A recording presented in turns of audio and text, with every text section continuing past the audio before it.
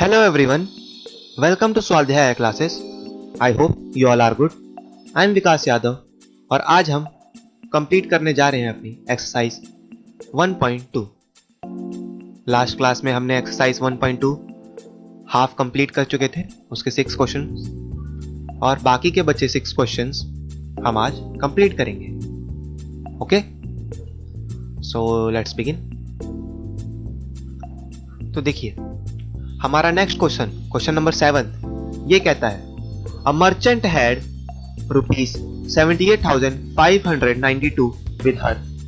She placed an order for purchasing 40 radio sets at ₹1,200 each. How much money will remain with her after the purchase?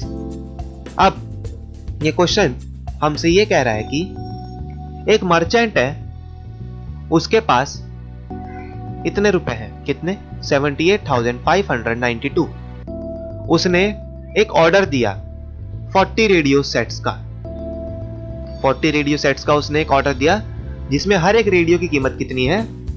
1200 यानी 1200. अब question ये पूछता है कि how much money will remain with her after the purchase, यानी खरीदारी करने के बाद उसके पास टोटल कितने रुपए बचेंगे. So it's very simple. देखिए इसको ऐसे लिखेंगे, इसको लिखेंगे money at merchant is equals to ₹78,592. Okay, तो अब वहां पे उसने एक रेडियो की कीमत कितनी थी? 1200. तो प्राइस ऑफ वन रेडियो कितना है? ₹1200. वन रेडियो की कीमत इतनी है तो उसने तो कितने का ऑर्डर दिया था? 40 का. तो यहां पे अगर आपने यूनिटरी मेथड आज तक बचपन में पढ़ा होगा तो आपको समझ आ जाएगा कि मैं अब क्या करने वाला हूं. एक रेडियो की कीमत इतनी थी तो 40 रेडियो की कीमत कितनी होगी? हम उसको 40 से मल्टीप्लाई कर देंगे. कितना आएगा? 48,000. ओके, अब हमारा क्वेश्चन ये नहीं पूछ रहा, हमारा क्वेश्चन पूछ रहा है कि खरीदने के बाद उसके पास कितने रुपए बचेंगे. तो अगर हम उसके पास जितने रुपए थे उसमें से ये माइनस कर देंगे तो हमको पता लग जाएगा कि उसके पास कितने रुपए बचे. तो देखिए इसको कुछ इस तरीके से करेंगे.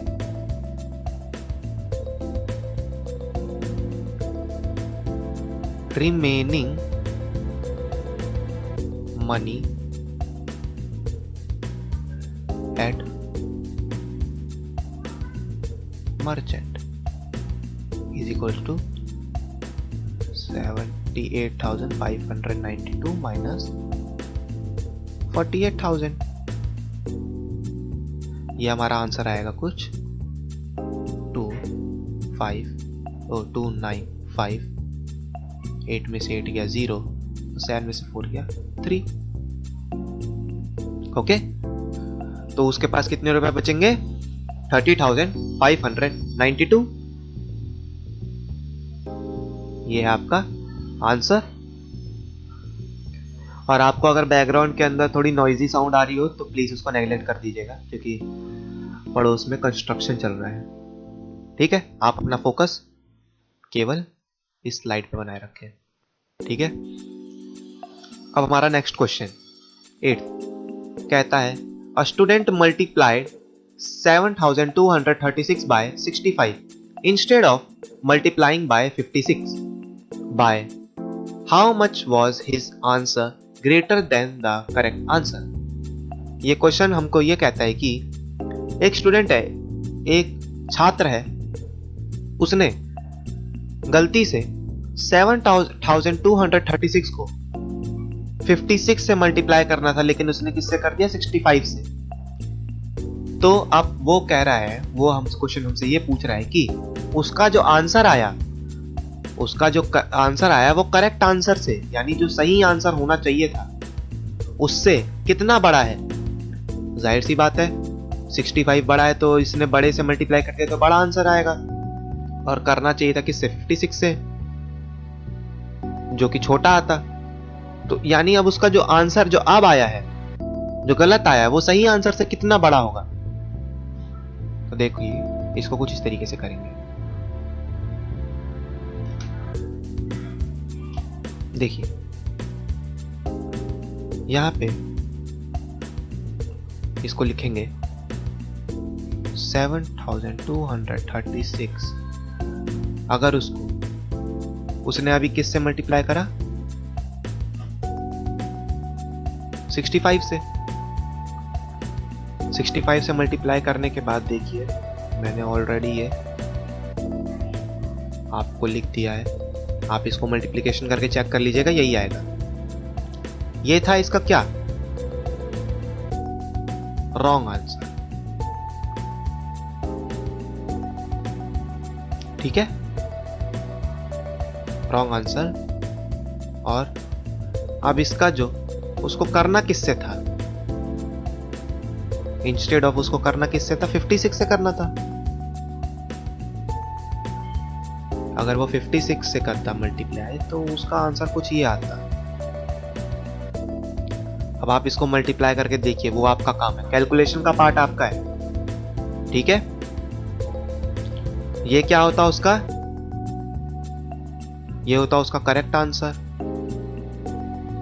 मेरी बात समझ आई? तो क्वेश्चन हमसे ये नहीं पूछ रहा कि करेक्ट मल्टीप्लिकेशन क्या, रॉन्ग मल्टीप्लिकेशन क्या था और करेक्ट मल्टीप्लिकेशन क्या है। क्वेश्चन हमसे ये पूछ रहा है कि इन दोनों का डिफरेंस क्या है। जाहिर सी बात है, देखिए ये बड़ा है, जो इसने गलत मल्टीप्लिकेशन करा वो क्या है, 4,70,340, और जबकि सही आंसर क्या आना चाहिए था, 4,05,216। तो जो रॉन्ग आंसर है वो करेक्ट आंसर से कितना बड़ा है, तो हम इसको माइनस कर देंगे। ये हमारा कुछ आएगा, 10 में से 6 गया 4, 3 में से 1 गया 2, 2 में ओके 3 में से 2 गया 1, 10 में से 5 गया 5 और 6 यहाँ उतर आएगा, 4 में का 0 ओके। तो हमारा करेक्ट आंसर क्या है, क्या डिफरेंस आया इनके बीच का, 65,124। यही है आपका आंसर। ठीक है, इन दोनों के मल्टीप्लिकेशन के बीच का डिफरेंस क्या है, 65,124। Let's go to next question, question number 9। अब देखिए 9th हमारा क्वेश्चन कहता है, to stitch a shirt 2 metre 15 centimetre cloth is needed. Out of 40 meter cloth, how many shirts can be stitched and how much cloth will remain? Question हमसे यह पूछता है कि एक शर्ट सीने के लिए, एक शर्ट सिलने के लिए, एक सीने के लिए हमको कितना मीटर कपड़ा चाहिए होता है, 2 मीटर 15 सेंटीमीटर। तो क्वेश्चन हमसे पूछ रहा है कि 40 मीटर कपड़े में, 40 मीटर कपड़े में कितनी शर्ट्स सिल जाएंगी और कितना कपड़ा बच जाएगा। देखिए बहुत ही सिंपल कॉन्सेप्ट है इसका। तो हमको यहां पे क्वेश्चन ने हिंट दिया है, हिंट ये दिया है कि आप सारा का सारा डाटा किस में कन्वर्ट कर लो, सेंटीमीटर में। ओके, हम सारा का सारा डाटा किस में कन्वर्ट कर लेते हैं, सेंटीमीटर में। यूनिट सेम कर लेते हैं। तो देखिए बचपन में आपने पढ़ा होगा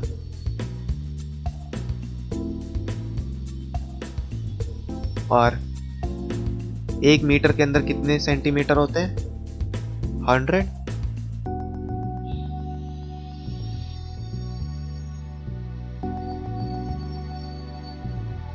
ये कितना सेंटीमीटर आया, 215 सेंटीमीटर। अब 40 मीटर को भी हम कन्वर्ट कर लेते हैं सेंटीमीटर में, तो ये निकल के आएगा आपका 4000 सेंटीमीटर। ओके, अब एक शर्ट को सिलने में इतना कपड़ा लगता है, हमको इतना कपड़ा दिया गया है और पूछ रहा है हमसे कि इसमें से कितने शर्ट सिल सकते हैं। तो कुछ नहीं, हम इसको 4000 को 215 से डिवाइड कर देंगे। तो हमारा आंसर हमको पता लग जाएगा कि कितनी शर्ट सिल सकती हैं और कितनी शर्ट का कपड़ा बच जाएगा। तो 215 1 जा 215, 10 में 5 गया 5, 9 में 1 गया 8, 3 में 2 गया 1, ये 0 यहां आ जाएगा। 215 का टेबल पढ़ेंगे हम 8 बार तक, तब हमारा आएगा 1720, माइनस करेंगे तो 0, 5 में 2 या 3, 8 में 7 गया 1, 0। ओके, तो यहां पे देखिए हमारा 18 जो 18 आया, ये है हमारा कि इसके अंदर कितनी शर्ट्स सिली जा सकती है। तो ये जो 18 आया वो है हमारी शर्ट्स, और ये जो रिमाइंडर आया इसको क्या बोलते हैं? रिमाइंडर यानी जो बच गया, इतना कपड़ा हमारा बच गया। ठीक है, इतना कपड़ा हमारा बच गया। तो ये सेंटीमीटर में है क्योंकि हमने सारा का सारा डाटा यहाँ पे सेंटीमीटर में लिख रखा है। तो देखो इसको हम कुछ इस तरीके से लिखेंगे, Therefore 18 shirts can be stitched out of 40 meter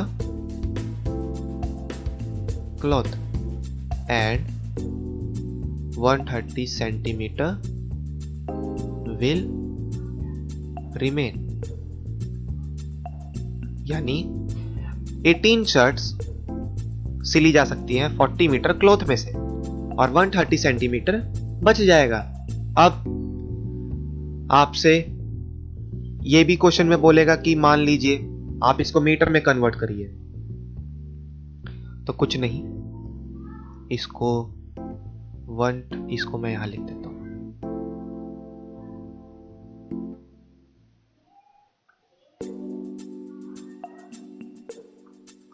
130 centimetre is equals to 1 metre 30 centimetre. Okay, 130 centimetre is equals to 1 metre 30 centimetre. आप उसकी जगह ये भी लिख सकते हैं। ओके, 130 सेंटीमीटर भी लिख सकते हैं या 1 मीटर 30 सेंटीमीटर भी लिख सकते हैं। ठीक है, so let's go to next question 10। Sorry, देखिए 10th क्वेश्चन हमारा कह रहा है medicine is packed in boxes each weighing 4 kg 500 grams। How many such boxes can be loaded in a van which can not carry beyond 800 kg। ये question हमसे कह रहा है कि जो एक दवाई का पैकेट का डब्बा जो है, उस हर एक डब्बे का वजन कितना है? 4 kg 500 ग्राम, यानी 4 किलो 500 ग्राम। अब कह रहा है कि एक वैन है, उस वैन की कैपेसिटी है 800 kg, यानी उस वैन के अंदर 800 kg से ज्यादा दवाइयां का डब्बा जो है, दवाइयों का डब्बा नहीं आ सकता। तो ये भी कुछ नहीं, आपका सेम लास्ट क्वेश्चन की तरह होगा।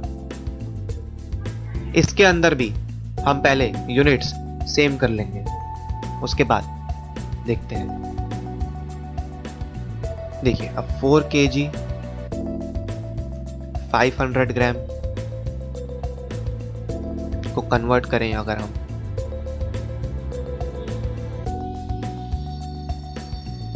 तो ये कुछ इस तरीके से आएगा।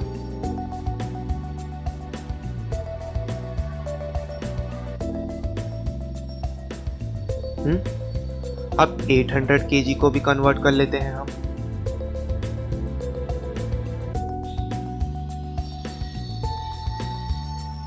ये कितना आया,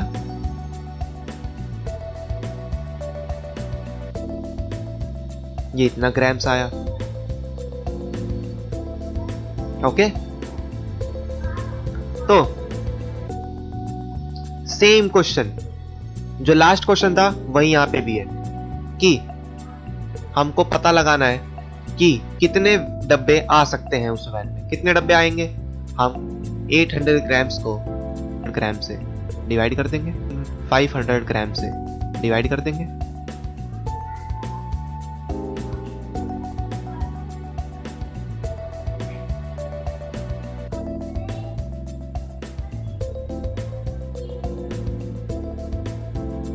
तो देखिए पहले 1 से जाएगा,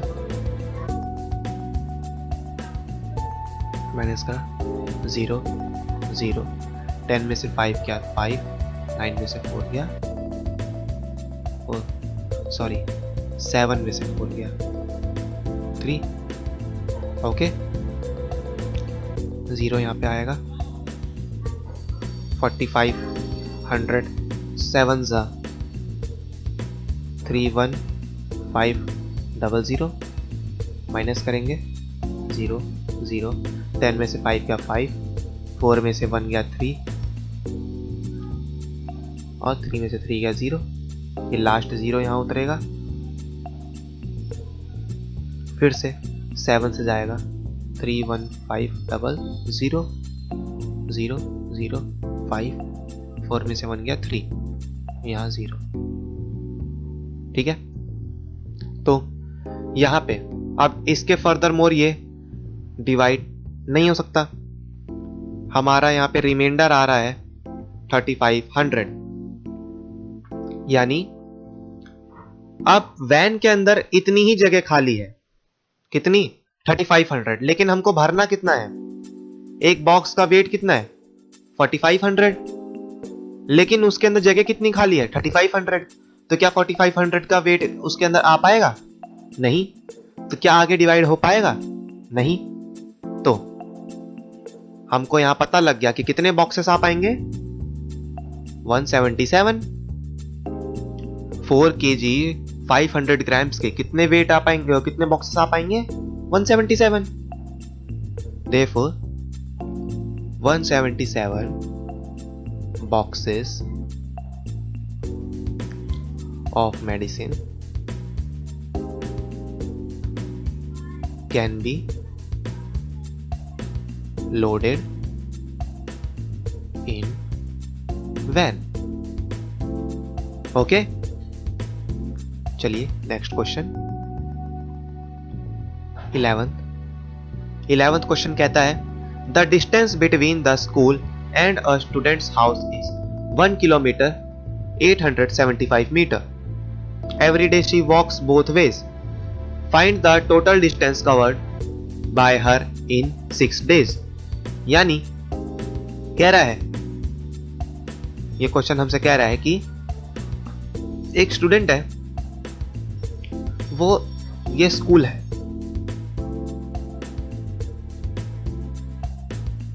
ये स्कूल है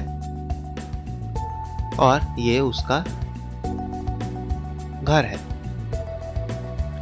कह रही है, मैं कह रहा है कि क्वेश्चन की एक स्टूडेंट है, वो स्कूल मतलब घर से स्कूल तक का उसका डिस्टेंस कितना है 1 किलोमीटर 875 मीटर।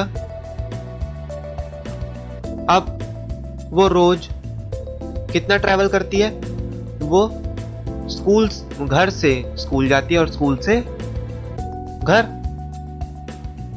वो रोज दोनों तरफ का रास्ता तय करती है, यानी घर से स्कूल, स्कूल से घर।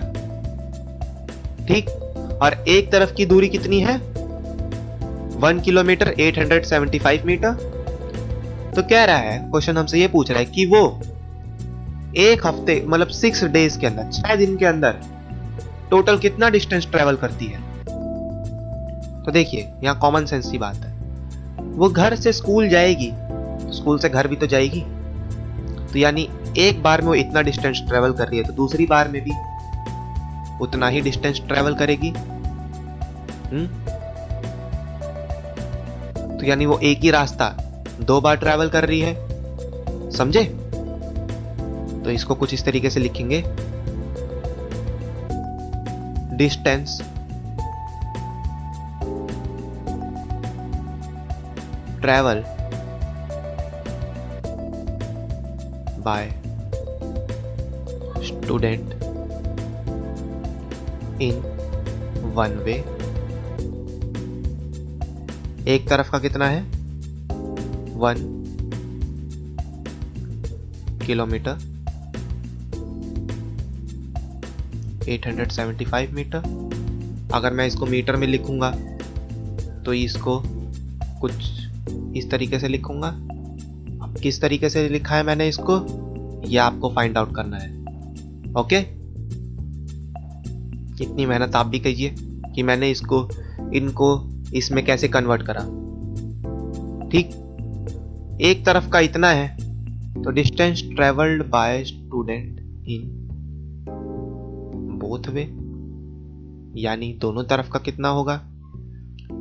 तो इसको 2 से मल्टीप्लाई कर देंगे क्योंकि उसको 2 बार ट्रेवल कर रही है एक दिन में। कितना आएगा? मल्टीप्लाई करके देख लेते हैं।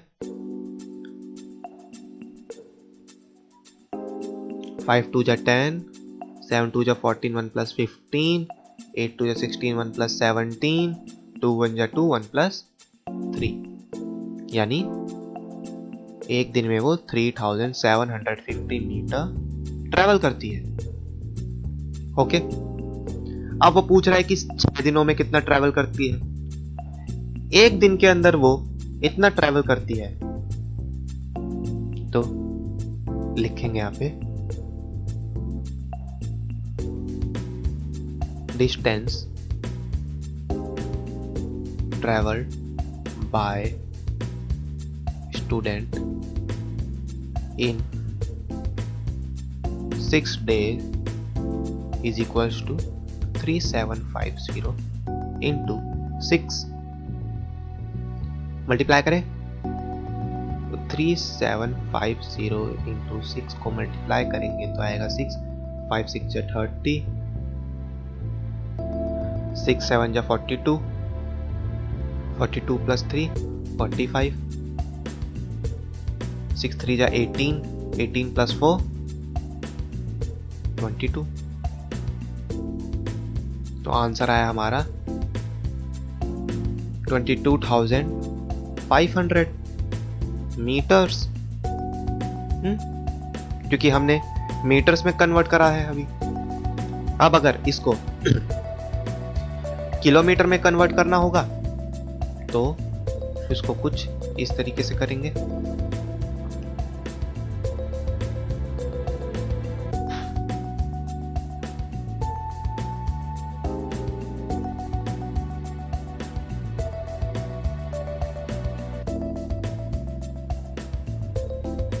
समझे? सेम काम। ये मैंने इसको ऐसे कैसे लिखा, ये आप फाइंड आउट करेंगे। नहीं समझ आया तो आप कमेंट सेक्शन में लिख के बताएंगे, नहीं तो मैंने इंट्रोडक्शन वीडियो में बता रखा है कन्वर्जन कैसे करते हैं। ओके, 12th क्वेश्चन हमारा इस एक्सरसाइज का आज का लास्ट क्वेश्चन कह रहा है, a vessel has 4 liters and 500 ml of curd. In how many glasses each of 25 ml capacity can it be filled? कह रहा है एक वेसल, एक बर्तन है, 4 litres and 500 ml of curd। कह रहा है कि एक बर्तन के अंदर 4 लीटर और 500 मिलीलीटर दही है। In how many glasses each of 25 ml capacity, यानी 25 ml कैपेसिटी के कितने ग्लासेस के अंदर इतना सारा दही भरा जा सकता है।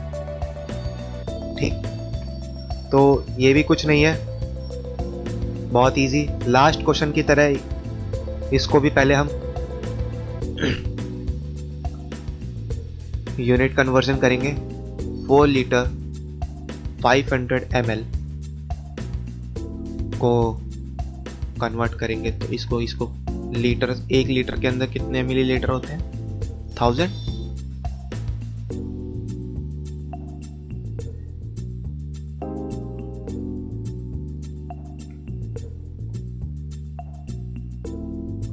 ठीक है, और ये दूसरा तो पहले से ही मिलीलीटर में था। ठीक, तो इसको कुछ इस तरीके से निकालेंगे।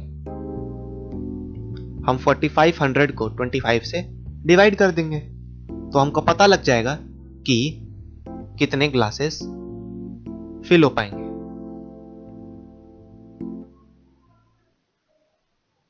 तो 25 1 25,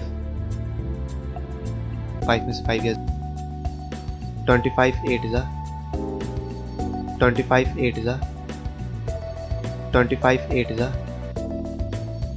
200, 0 0 आ गया। अब ये 0 यहां बच गया तो ये 0 यहां से हट के यहां लग जाएगा। तो हमारा आंसर क्या आया? रिमाइंडर में कुछ नहीं बचा, तो हमारा सीधा साधा आंसर आया कि कितने ग्लासेस फिल हो पाएंगे? 180। तो हम इसको कुछ लिख देंगे, therefore 180 glasses can be filled from 4 liter 500 ml of curd. Okay, so इसी के साथ हमारा एक्सरसाइज 1.2 कंप्लीट होती है। वीडियो थोड़ा लंबा हो गया, बट कोई नहीं। आपको वीडियो अगर पसंद आया हो तो लाइक करिएगा, शेयर करिएगा, कमेंट करके बताइएगा, ठीक है। और चैनल को सब्सक्राइब जरूर कर लीजिएगा, क्योंकि रोज ऐसी ही हेल्पफुल वीडियो आपके लिए डलती रहेंगी। ओके, सो मिलते हैं नेक्स्ट क्लास में, तब तक के लिए बाय बाय।